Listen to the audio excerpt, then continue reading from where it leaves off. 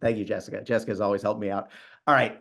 This is going to be an excellent session. You've made the right call to join live. Those of you who are here, for folks viewing the recording, you've come to the right place. I think everyone who's here recognizes that, what's the P in education support professional? Professional learning is central. It is necessary. It is crucial to being a professional.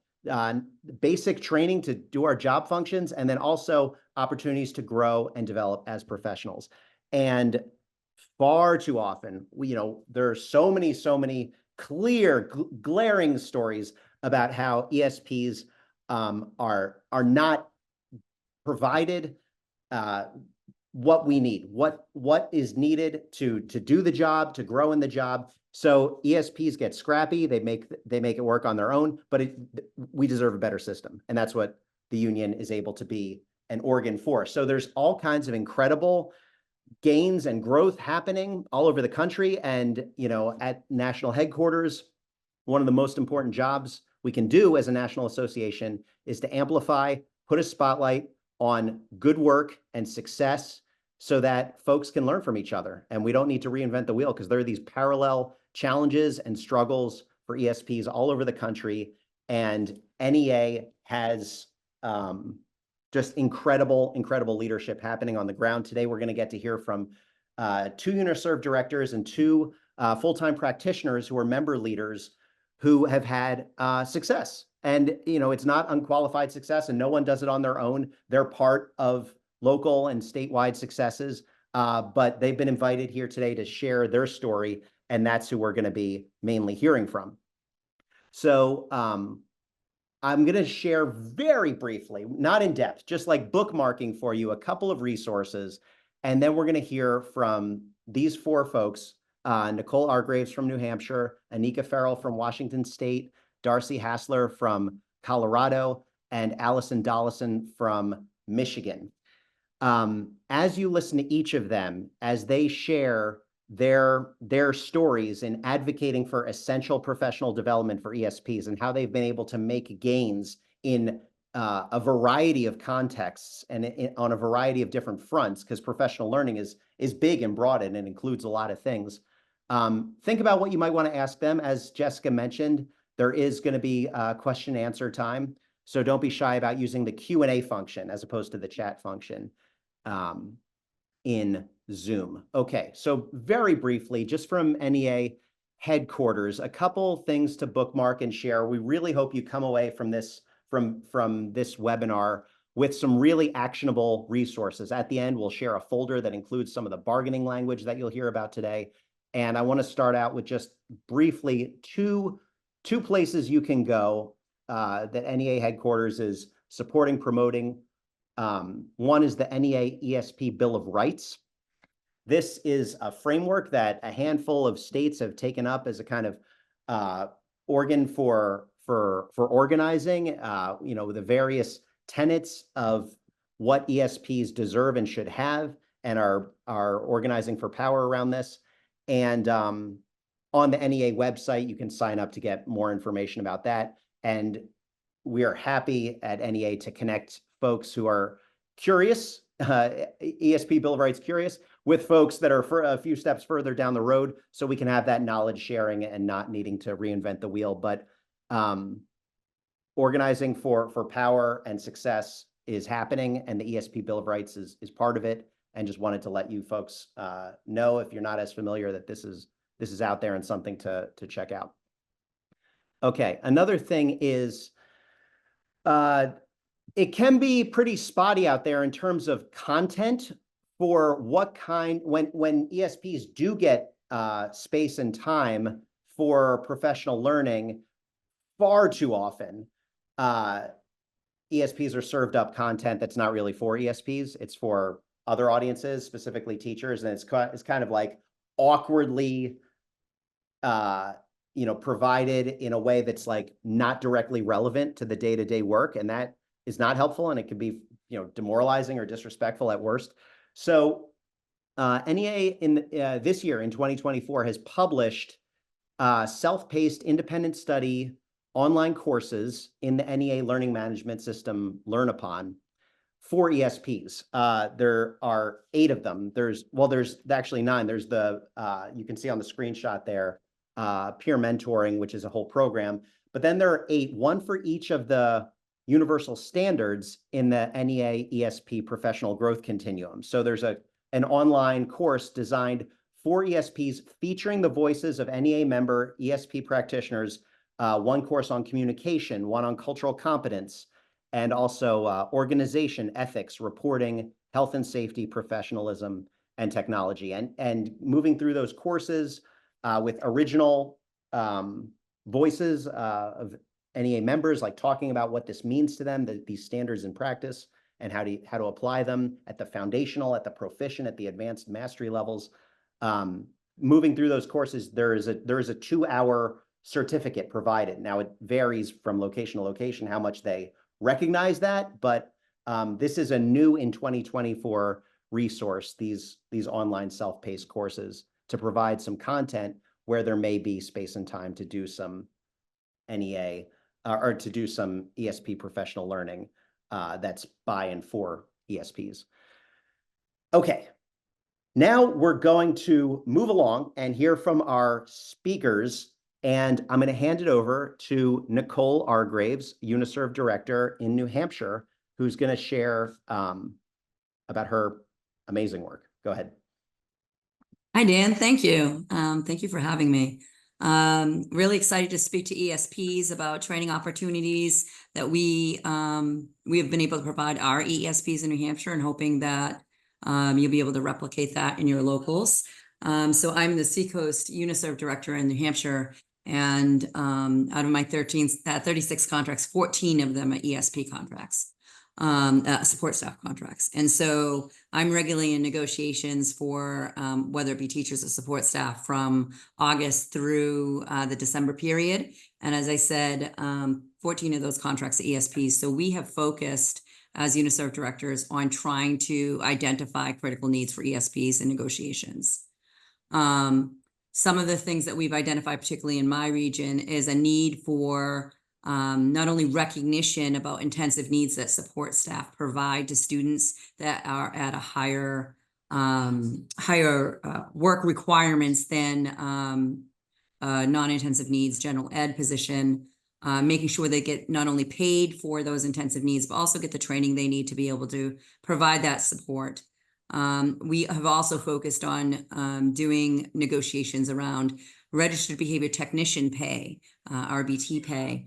Those are the folks who are charged with supporting students who can sometimes have more serious needs, more challenging needs, both behaviorally and sometimes physically. So it sometimes weaves in and out with the intensive needs and registered behavior technician. So we've made it our goal in negotiations to negotiate language that gets them the training they need to do things like registered behavior technician. That includes payment for the training that they receive, additional payment for the role that they serve, and training for whatever is needed so they can secure that certification. And not have it be just primarily out of their pocket. The district pays for that and reimburses them if it's paid up front. In most of my contracts, the district just pays if they can't provide the training in-house. We have also focused on other things like substitute pay when they ask support staff to step up and serve as a teacher for the day, what that looks like. If they're serving a half day, if they're serving a whole day, what kind of pay is associated with that, as well as any other kind of support they need. And then another thing that we have focused on is making sure that there's mentoring in-house provided peer-to-peer. So we've negotiated language to ensure that the folks in-house, the ESP staff in-house, particularly the newer hires, have people that have stepped up to share their knowledge and their work that they're doing, knowledge about best practices and working with students, and being able to impart that knowledge in a way that makes that new paraprofessional not only feel educated about what's going to be expected of them, but supported in part of the greater network. Too many times we hear ESPs saying, you know, this is a hard job, and if we don't have training in-house and peer-to-peer support, We have lost people who feel like they've been left out kind of in the ocean with no support to learn the job that is incredibly difficult for all of them to do without those supports. So those are things we focused on. I did provide Dan with some of the language we've negotiated in our districts, in my districts in Seacoast. When we negotiate, we have a team of support staff with us that guide and direct on what they want to see in their contract for language to address these things. I'm sure most of you have experienced violence and assaults in the workplace, and that being a huge issue. And that's primarily what we raise and focus on when we're talking about RBT pay, training, and support. So that's something that's been a big piece here at the table when we bargain, as well as other professional development needs that we provide, and negotiating contracts, pools of money that will be provided for professionals to draw upon to get additional training.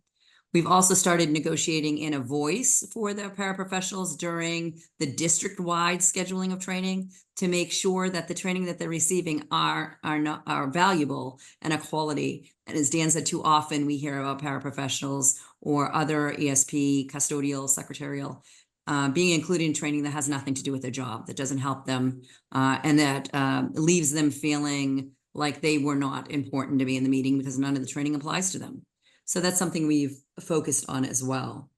I think that this has been a large call for ESPs, wanting training that's specific to their job, wanting training about how to handle challenging students they're working with, wanting training about how to get additional certification to work with those students and be paid additional monies to recognize that, how to get paid for serving as a teacher and recognizing that they're serving in a higher capacity. And how to get paid and provide essential training and support to ESPs who have come into their district and need to start with their best foot forward. So those are the kind of things we've negotiated. We've been very successful in the Seacoast region in getting these in the contracts. I have this language in almost all relative to these issues in almost all my contracts in Seacoast. And where I don't have them, we continue to work on them. They're important. And we continue to educate our school boards and administrators at the table about the importance of the work the ESP do, both correcting misinformation that they have and just imparting new information about what's needed so that we can do our job effectively, what's needed so you can retain the quality paraprofessionals you have and to bring on new quality paraprofessionals. And in a large part, that's due to the training that they can provide. And we make sure we help drive that into the contracts to the extent that we can. Anything else, Dan, you wanted me to highlight on? That was awesome. I mean, we'll have questions at the end, but I do have one quick one right now in light of what you Sure. said. So these are really important wins. You know, across your, work, you've negotiated all kinds of things.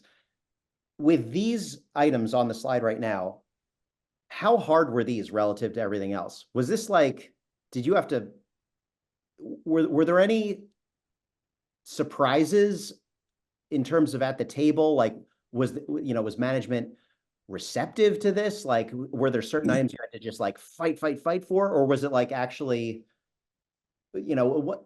I'm just interested in nuts and bolts. I think the one, I think the one we fought for the hardest at most of the tables, which was frankly surprising to me because I thought it would probably be the easiest, was the intensive needs stipend and support and acknowledgement that, support's needed for paraprofessionals who provide intensive needs supports to students, paraprofessionals that help students who have issues with toileting, help students that need to be lifted, students that are well out of the range where some of those services should be needed.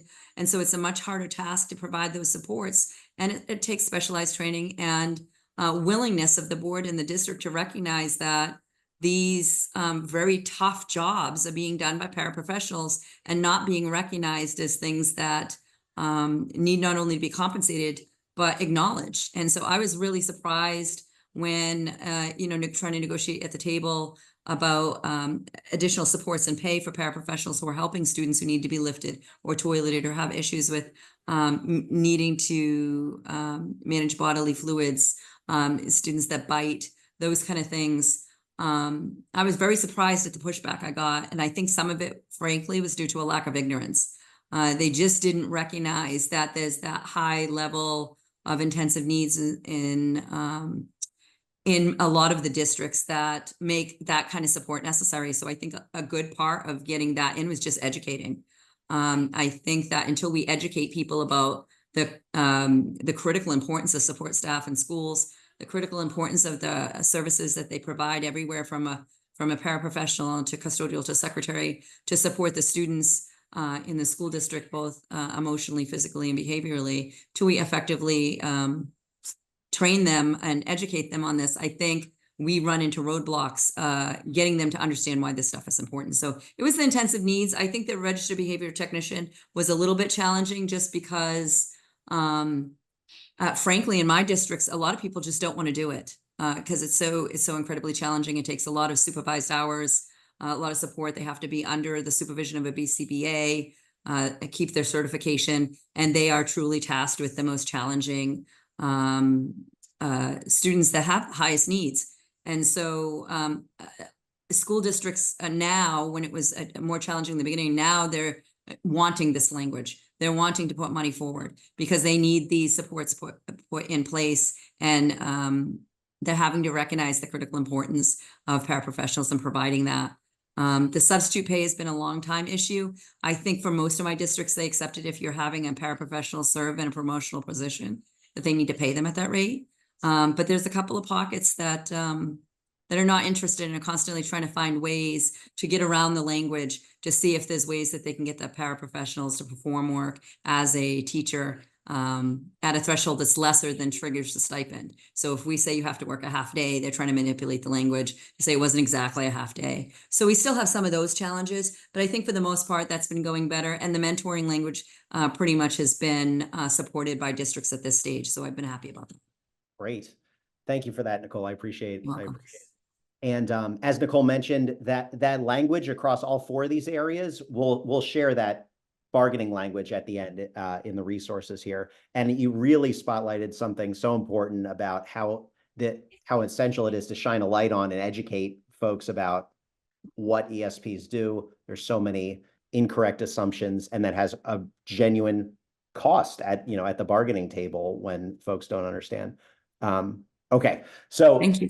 thank you. All right, and stick around if you can for question time at the end. Now, Anika, very excited to hear from you. And Nicole shared about bargaining wins. You're working in Washington State as a recruitment coordinator. You're a local leader. You're on the NEA board of directors, and you have success bargaining, but also like when the agreement is not ideal, you're still finding ways to really lead very powerfully. So if you could share about advocating for professional learning for ESPs, we're excited to hear from you. Absolutely, Dan. Thank you. And Nicole, thank you for leading into that and the work that you're doing. In my district, as you mentioned, I'm the recruitment coordinator for the district, but I'm also working in many of our schools. We have 16 elementary schools, we have 4 high schools, we have 4 middle schools, and then we have some other alternative schools. And so in those schools, what I am doing is working on a series of equity trainings that are hoping to build bridges between certificated staff and classified educators. And so what I have found is relationship is truly key. So as we go to the next slide, if you take a look at that for everyone who is with us today, what I have been proud of and what was the status quo before this work was done was that typically trainings were certificated focused. They asked me, hey, Anika, we know you do these equity trainings and we know you focus on relationship building and we know you focus on courageous conversations and all of these different equity focused trainings that help build good working relationships with staff. But when I'm talking to leaders, many of them were focused on what does that look like for certificated staff? So the training was initially and had been initially centered around questions around how do we help support this group of individuals on their pink, red, blue, green days, whatever those professional development days are. However, I've been proud to be able to work with leadership in the schools to be able to incorporate classified staff in those trainings, having those individuals invited in to the space so that they are getting the same training that certificated staff are getting. Of course, it's important if we're going to be doing training, we're going to be doing training for everybody. Relationship building happens not just for certificated staff, it happens for classified staff, whether that is bus drivers, whether that's custodians, whether that's paraeducators. All classified staff should have an opportunity to engage in that work because they are going to be working together. So that is part of building that bridge and working in relationship and collaboration with the schools to let them know, hey, this stuff is important. So what happens there? The leaders say, okay, well, we have you here. We're ready to get this thing going. How does it look? How will we be able to truly be intentional about the work that we're doing so that classified staff are made part of this space? And to do it on days in which they can be paid and they can actually earn hours for their work. And so leadership has been able to do that and find days this summer that I trained classified staff and certificated staff together on equity work, having courageous conversations with one another, being able to understand what implicit bias looked like. That improves our school climate. That allows for both areas and classifications to be able to have one group thinking where, okay, you're doing this work, I'm doing this work. How do we do this work together? How do we have conversations where we are empowering our classified staff to feel like I'm just as valued as my certificated staff, which oftentimes classified staff don't feel that way. They feel like they're seen last, they're thought about last. And of course, that is not very empowering, and it does not build a wonderful environment where we can have dialogue and go through our thinking processes and have ways to improve conflict resolution. So wins in that way are what I have listed on the right of the screen, which are the ability to have approaches to equity where we are receiving the same information. It is important for us to be sitting in the same rooms, having the same conversations. We're not talking about us doing our jobs exactly alike. What we're talking about is our ability to collaborate, communicate, and effectively work together in ways where we're honoring that this person does this work, this person does this work, but we do work together. If we go to the next slide, most of what I'm thinking here that people need to hone in on is why we started this work. We started this work to improve the school climate.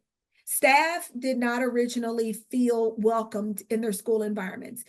These climate surveys initially came from one of the middle schools that I was working with. I started working with this middle school in about 2021, 2022.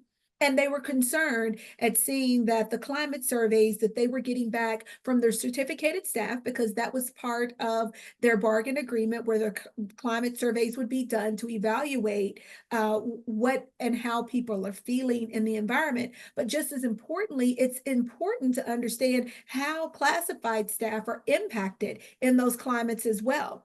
So it's not just that there's just one group of people who are not all the way to the green, where they feel like this environment is supportive and it's collaborative and it's a space where I belong, but it was in the middle. So there was a need that leadership saw, that they felt that, hey, we need to do something to help change the way staff see each other, staff see themselves, and staff see the work.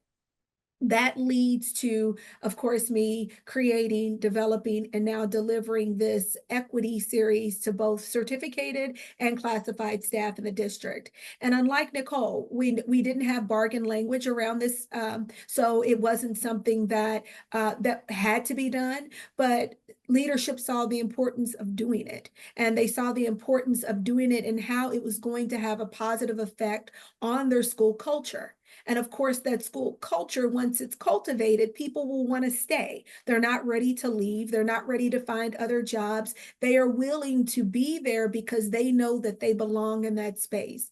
And I always say to educators, there's a difference between just being included. Anybody can be included. Come on in, you're here. There's a difference to me to be feeling like you belong there. Belonging is essential to the work. And that is what the trainings have helped begin to cultivate a growth mindset with the educators that are both classified and certificated. And again, this isn't bargain language. This is done through relationship building, building relationships with the schools, with the leaders, so that they see the value necessary in providing curriculum development, professional development for both certificated and classified staff that they both can use.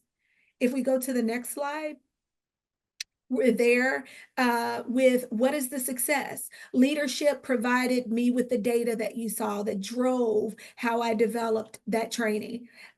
Leadership invited me initially to start working with certificated staff. However, we, through our collaborations, through our communications, even through the communications of the staff, determined that it was essential for certificated and classified staff to be receiving the same information. There's no reason why we think one group of individuals should not be entitled to understand how to have courageous conversations with their colleagues. There shouldn't be any reason why one group of educators should understand what implicit bias looks like, self-awareness, self-reflection looks like for one group and not the other. There is no reason why we should not be able to understand cultural competence and how that exists in a space and either has people to want to stay in that space or not. And so leadership, they were good with their willingness to do that, even without bargain language. And actually, even to be entering into these equity series that we've developed has been amazing, because they've continued that since 2021, 2022 when I started, and now we're into the 2024-2025 school year. What we've done together through our relationship is we've built trust. We've built respect. We're cultivating spaces where classified staff don't have to feel like this training is just for them and it's not for me. We're building spaces where they're able to receive the professional development that they deserve and that they should have, just like certificated staff. And I think when we're breaking down those barriers, what we're doing is we're building up the ability for educators like education support professionals to feel valued in their role.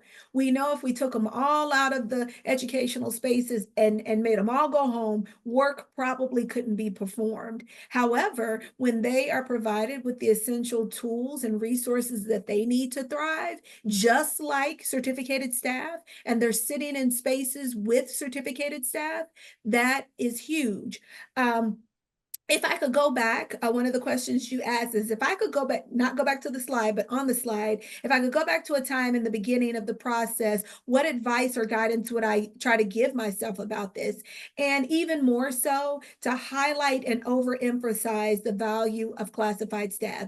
Classified staff are valuable, period, without a question. And so it's not enough to just emphasize it, but overemphasizing it so that we are starting out day one with classified staff being included, as well as certificated staff. And more specifically, making sure that barriers to participation are identified. A school this year did some of the combined trainings in the summer when they knew classified staff would be available, when they knew certificated staff would be available, so it would not be a barrier to or disruption to the educational environment, because we know sometimes cert staff have professional development days that are different than our classified team. So they have found ways to make sure that even on the training days, they are identifying those where, cert and classified staff still get paid. They're still being honored in their work. And I think, it says a lot. I say this loud and proud. I am an ESP. I am an education support professional, and I have leaders and I have administrators and I have other districts asking an education support professional to build the trainings, provide the trainings, lead the trainings. And so it would be without question that I would have my fellow group as part of those trainings. Ooh, I just wanted to take a breath. I'm processing that. And I think everyone in the audience is too. Thank you so much, Anika. The brilliant strategy that you've laid out here with relationships at the center is so important. And yeah, I'm just like, I'm processing it, but I know, folks, put in the Q&A what you want to learn more from Anika about this. This is really, really valuable. And these slides will be available to folks also afterwards. Okay. So Darcy.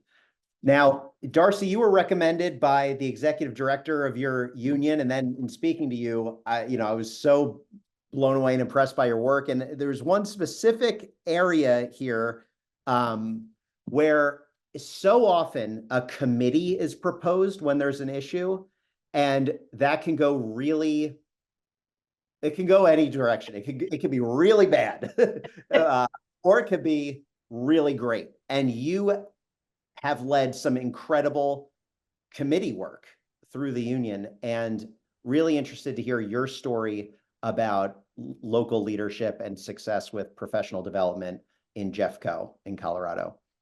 All right. Thank you, Dan and Jessica, for this opportunity. And I love listening to the other speakers because I'm nodding along with everything y'all are saying.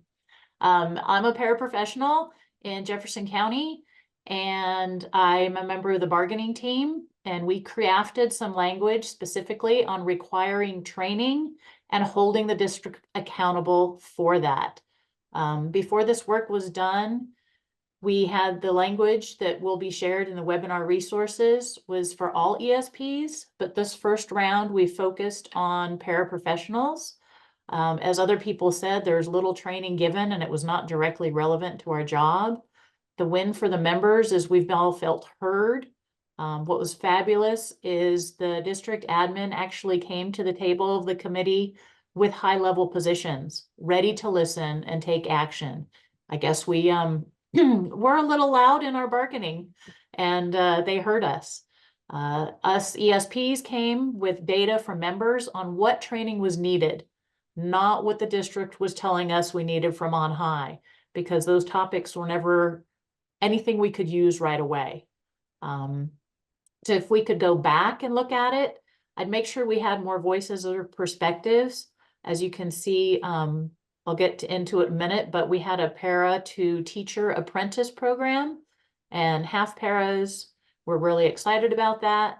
And half of our paras were like, I really love my job. I don't want to be a teacher. So having more information on that is something we probably could have done.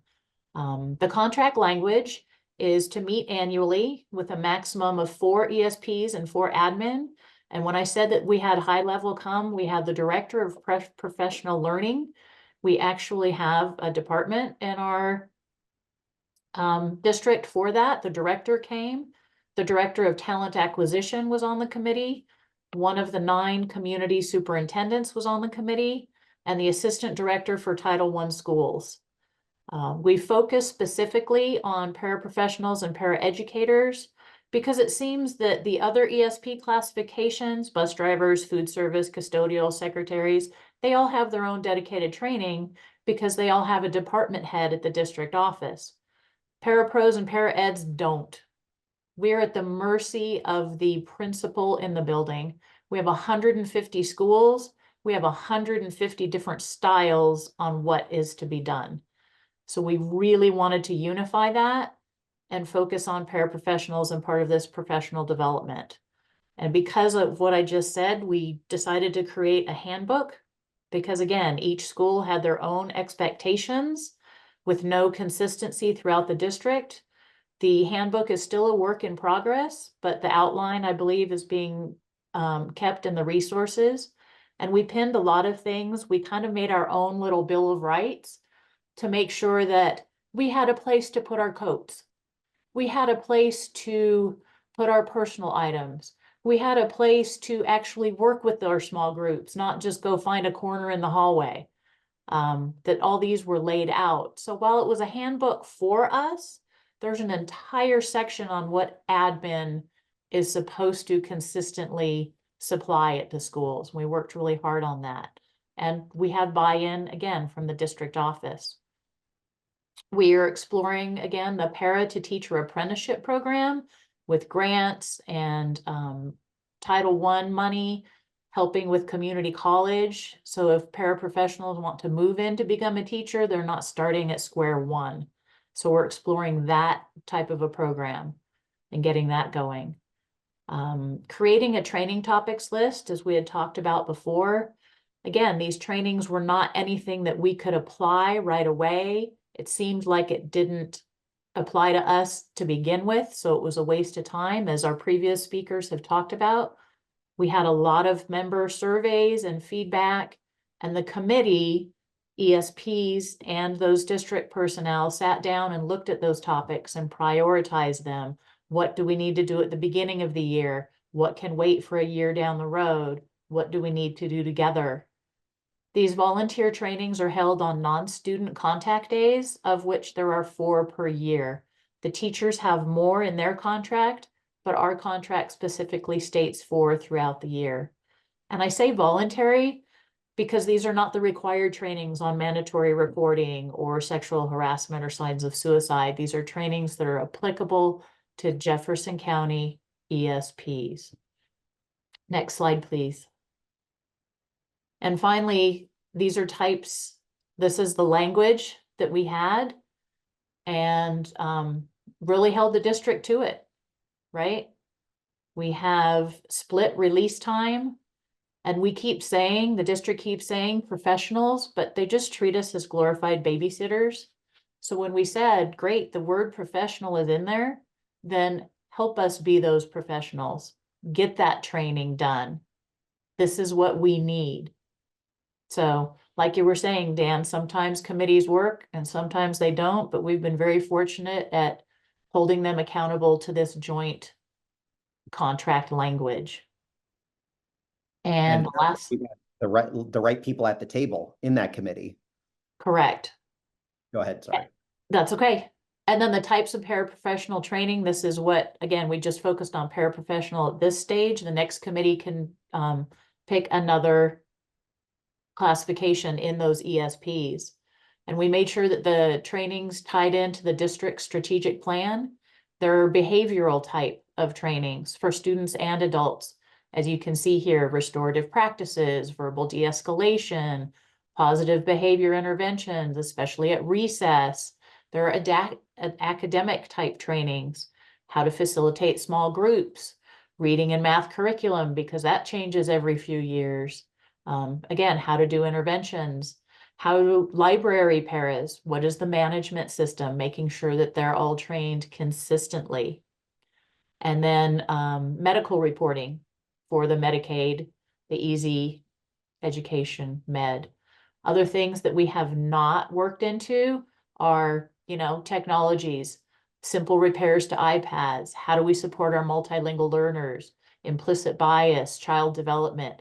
Those are all things for future trainings, but at least they're listening to what it is that we feel we need rather than telling us what they think that we need. Excellent. Thank you so much, Darcy. Really, really impressive union leadership. And there's a verbal option for the questions in the chat. But Stephanie has a question for you that you can check out. But we'll go on and we'll have questions for everybody at the end. Thank you so much, Darcy. Now we're going to go to Allison from Michigan to share about your work. Go for it, Allison. Thank you, Dan, and everyone else that's on the call. So I'm going to specifically hone in on the PD portion, the professional development, actually. And what I'm going to speak about is something that I have in one of my contracts. I'm a UNICEF director here in Michigan, and it's for all you ESP. So not just for a para, not just for a secretary, for everyone. When I say all, I mean all. So custodial, food workers, maintenance, office staff, those who do transportation. It's for anybody. Here in Michigan, we have housed in our Center for Leadership. I'm just going to switch my screens around so that I'm looking directly at you all. There we go.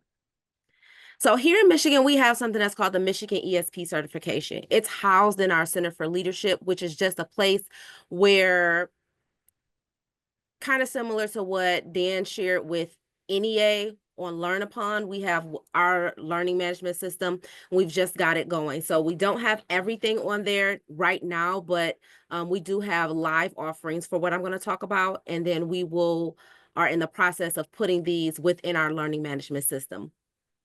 One of the districts that I have right now, we have what's called, again, our Michigan ESP certification.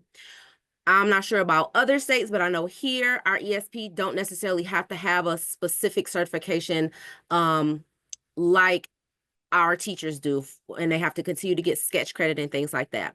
So one thing that we have done, or that I have done, or that I've been a part of, and that we're continuing to push forward, is coming and having and connecting with our district, our members, and our local, and putting together our own certifications within each area. So that means that it's going to look different for a peer, it's going to look different for a food service worker. However, they all have access to this. All of these are that I'm going to talk about are things that are bargained. You will get the actual language. I see some people wanting, where's the language? Where's the language? So where's the language? That's a part of the resources that you'll get. So you're going to get the entire contract that I am going to speak about. Within this contract, I want to highlight a couple of things that you're going to see. The certification that we have, members receive a little over $2,000 annually.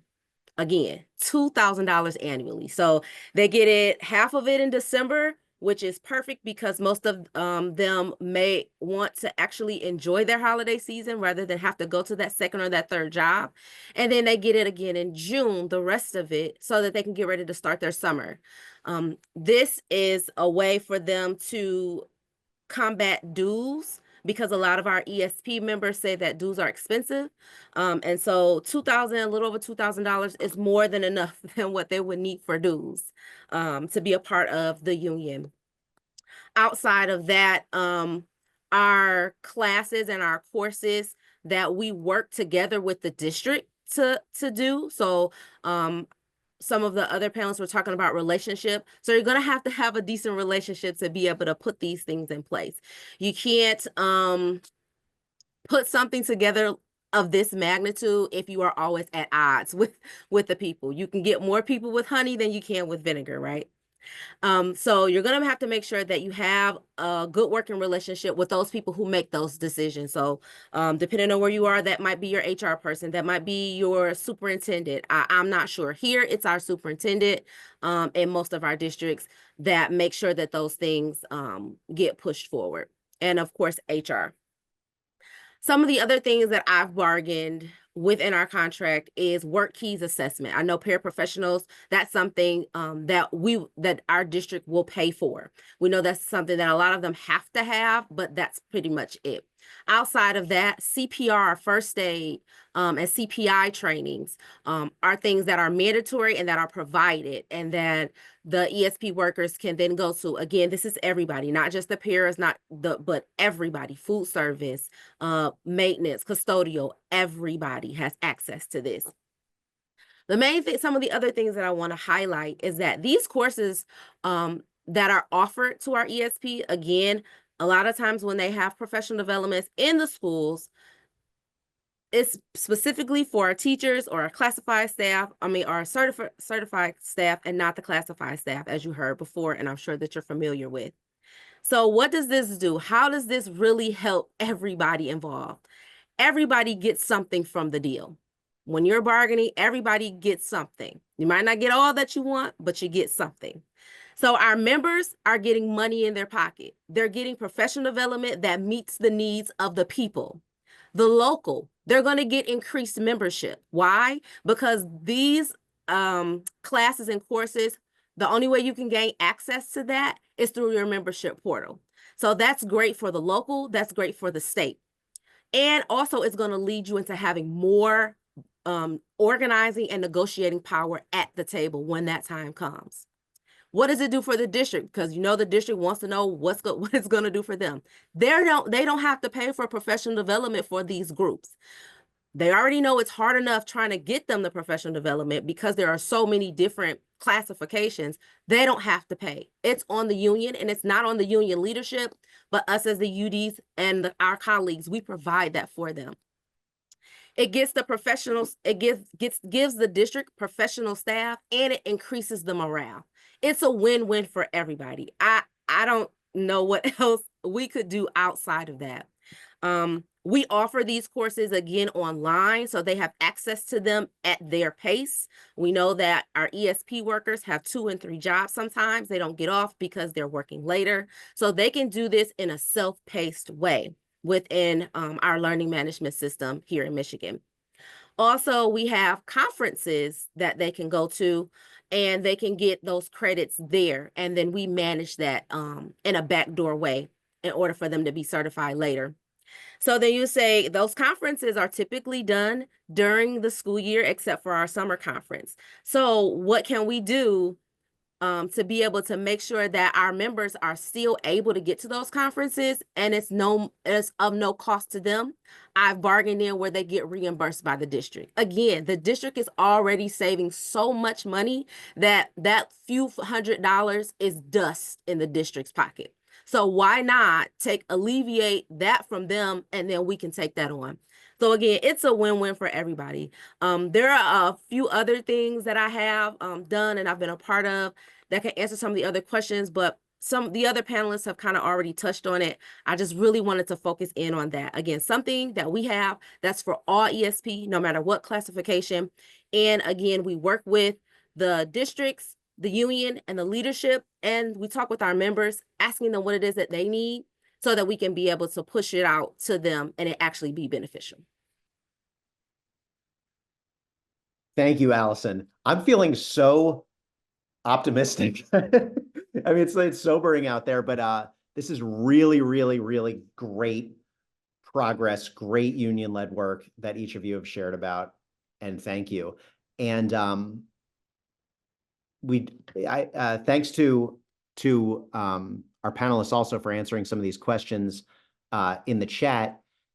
Jessica, how are we on time? Because I know we're getting close to 8 o'clock Eastern. I think we are doing well. So if we want to go ahead and segue into Q&A, it looks like we have about 5 questions sitting in Q&A, and I think we'll have time to do that. Thank you so much to our panelists for having given such an informative presentation. Like Dan said, I'm feeling really optimistic as well. It was great information that was shared, a lot of engagement in the chat. So I know we are not alone. We are going to answer the questions that have been put into the Q&A. If you posted a question in the chat, please drop it in the Q&A because we can't find it now.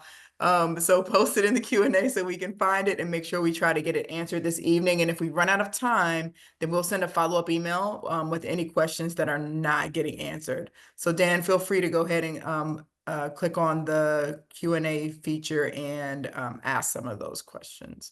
Sure. Well, it looks like we've got printed answers for each of these questions, but someone did ask, have you used PD to recruit new members? And this is a really important piece for organizing with PD as part of it.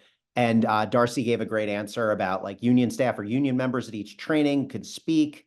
But I wanted to ask all the panelists if you had any kind of quick ideas to share here about PD making the case for the union. Just fire away. Yeah, Dan, this is Anika. For me, as vice president of my local, I am responsible for membership and increasing membership.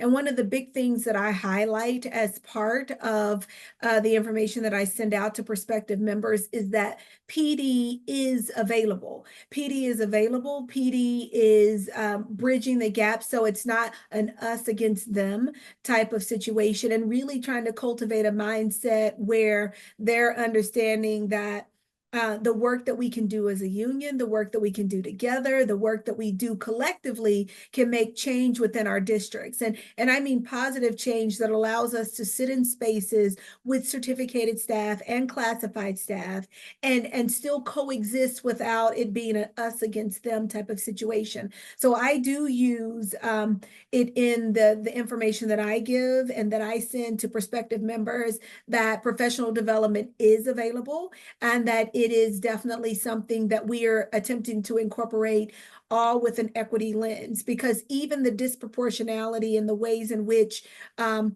PD is or is not given is based on equity. Equity in that, yes, it's maybe deserved for certificated, not in the same way it's deserved for classified, or it's available in certain types for certificated, different than classified. So I really try to highlight that in the information that I send out and that I share, because I also oversee the on-hiring and onboarding. So I get an opportunity to talk with prospective union leaders and union members as they're, as I'm welcoming them into the district and sharing with them the opportunities that are available. Thanks. I see someone wants you to come, each of you to come present or do a virtual training at their local. And maybe you can connect in the chat about it, or if you want to share how to keep in touch. One question from Jean Fay here about where'd you get the resources on trauma-informed approaches? This is certainly very important. Jean, I don't know if you were asking one specific person, but I think Nicole brought this up at the beginning, but it's come up throughout. For PD on trauma-informed approaches, what have people had success with? I mean, this is Nicole from Seacoast in New Hampshire. We in New Hampshire provide annually a training for all support staff statewide. And a lot of our trainings in these last couple of years has focused on trauma, behavior management, self-care when you're subjected to trauma, those kind of things. They have been universally attended very well. I do think this is something that support staff across the board are looking for and wanting. And we do provide that internally here annually. And we also survey our members to see, if they want things brought to them locally, we do that as well. So I think for us, we're always looking to see if there's ways we can better that training, but we recognize it's an issue and bring it to the member either at the statewide training or in the local. Thank you. To any of the panelists, you each shared, but as you've been listening to each other and, now that it's sort of marinating, are there any more you want to say briefly, or things that came up and from what you heard from other folks?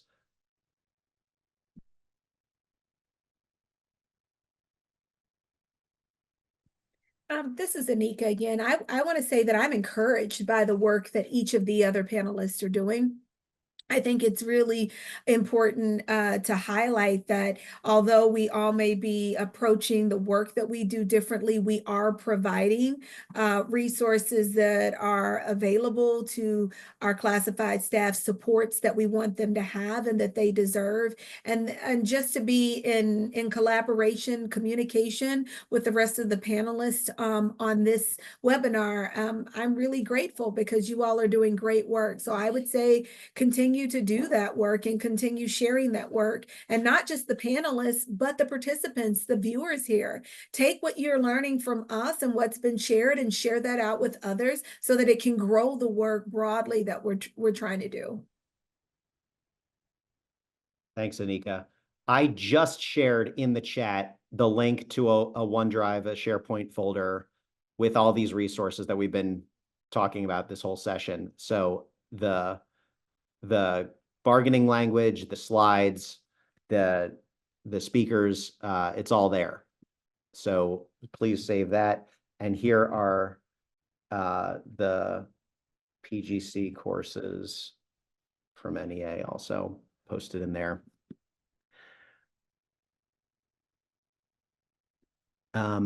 This has been an excellent session, and I'm so grateful to Nicole, Anika, Darcy, and Allison for your time, your wisdom, your hard work, everyone who's joined And I'll hand it off to Jessica. To request a general session-specific certificate of completion as a participant of recorded sessions, please send your request by emailing espqweb@nea.org. All requests must include the session title and the on-screen certificate of completion code. Session certificates will not be provided if your viewer code is not included in the email request. Note, due to limitations in our ability to track attendance after live sessions, requests for personalized certificates will only be provided for participants of live webinars whose attendance can be verified. The certificate received for viewing recorded sessions will be session-specific, but will not include personalized names. On behalf of the Center for Professional Excellence in Student Learning's NEA ESP Quality Department, I would like to once again thank our presenters for joining us this evening and thank you all for your participation. Please stay safe, stay healthy, and good night from the NEA ESP Quality Department.